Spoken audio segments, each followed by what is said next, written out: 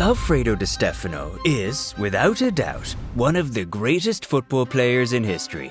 This man did it all. Won the European Cup, what we now call the Champions League, 5 times in a row. Lifted La Liga 8 times. Took home the 𝐭𝐡𝐢𝐤𝐞 trophy 5 times and won the Ballon d'Or twice. And get this, he's still the only player ever to receive the Super Ballon d'Or. Yeah, he's that legendary. We all remember him for his insane list of achievements, but what often gets forgotten is the absolute drama that surrounded his move to Spain in the 50s. This move caused a full-blown war between the 2 biggest clubs in the country, FC Barcelona and Real Madrid. So, step into the 18-yard box. I'm about to tell you the wild story of how Alfredo Di Stéfano ended up at Real Madrid.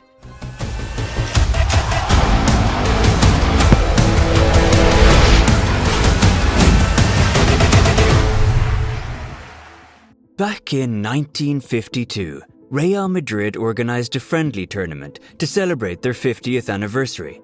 They invited a team from Colombia called Millonarios, and guess who was playing for them at the time? Yep, Alfredo Di Stéfano, and boy did he put on a show. Thanks to Di Stéfano, Millonarios beat Real Madrid 4-2 on their own turf, in front of their own president, Santiago Bernabéu. Talk about making a statement. That performance turned heads across Spain, and suddenly everyone wanted Di Stéfano in their squad. So, picture this, 2 of the biggest football clubs in the world, Real Madrid and Barcelona, both trying to land the same superstar. But here's the twist, Di Stéfano was in a bit of a transfer limbo. You see, although he was dazzling the world with his performances at Millonarios in Colombia, his rights were actually still owned by River Plate, the club in Argentina where he began his career. Yep, that's how things rolled back then. Messy and confusing. So, if you wanted to sign Di Stéfano, you had to negotiate with River Plate to buy his rights. Barcelona, being quick off the mark, did exactly that in 1952. They thought they had it all wrapped up and they planned to bring Di Stéfano to the Camp Nou in 1954. But little did they know, Real Madrid was about to make their move. While Barcelona was busy negotiating with River Plate, Real Madrid decided to strike a deal directly with Millonarios. After all, Di Stéfano was currently playing for them, so why not? This led to a massive tug-of-war between the 2 biggest clubs in Spain, and in the middle of all this drama, Di Stéfano was chilling back in Argentina, considering quitting football altogether. Can you imagine? The man who would go on to dominate European football was thinking about walking away from the game to start a business. Wild times. As the battle for Di Stéfano heated up, it became so intense that FIFA had to step in and appoint a mediator, Armando Munoz Calero, a former president of the Spanish Football Federation. They needed someone to untangle this mess. After much back and forth, they came up with the most ridiculous solution you could imagine. The plan was for Di Stéfano to play 1 season for Real Madrid, then switch to Barcelona for the next season, and keep alternating between the 2 clubs for 4 years. Yep, they basically wanted to pass him around like a hot potato. Now, you'd think that the clubs would laugh this off, but they actually agreed to it.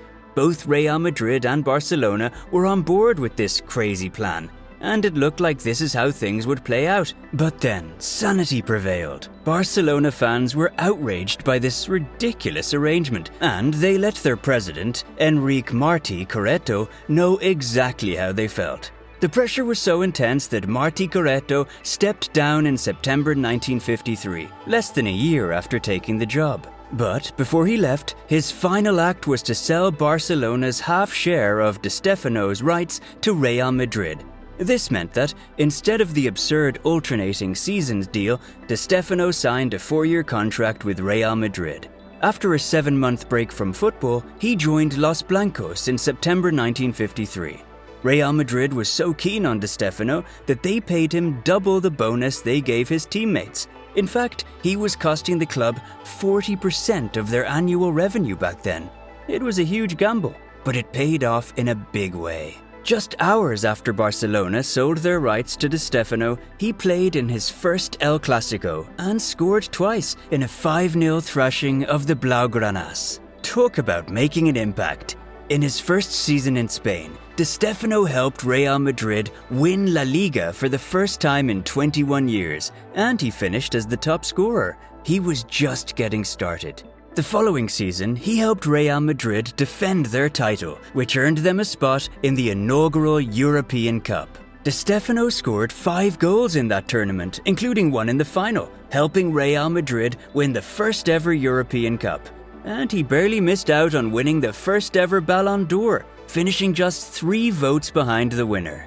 Although he initially signed for just 4 years, Di Stéfano ended up spending 11 years at Real Madrid. In that time, he led them to 5 consecutive European Cups, scoring in each of those finals, including a hat-trick in 1960. This was the start of Real Madrid's dominance in Europe, a legacy that still endures today. Even though he retired in 1966, Di Stéfano remains the 7th highest goal scorer in the history of La Liga, the 4th highest goal scorer in Real Madrid's history, and the joint all-time top scorer in El Clásico history for the club. So, with all that in mind, do you think Barcelona made a mistake by selling their rights to Di Stéfano? Would sticking to that bizarre agreement have changed the course of history for them? Let me know what you think in the comments. And while you're down there, don't forget to subscribe to the channel for more epic football stories. See you in the next one.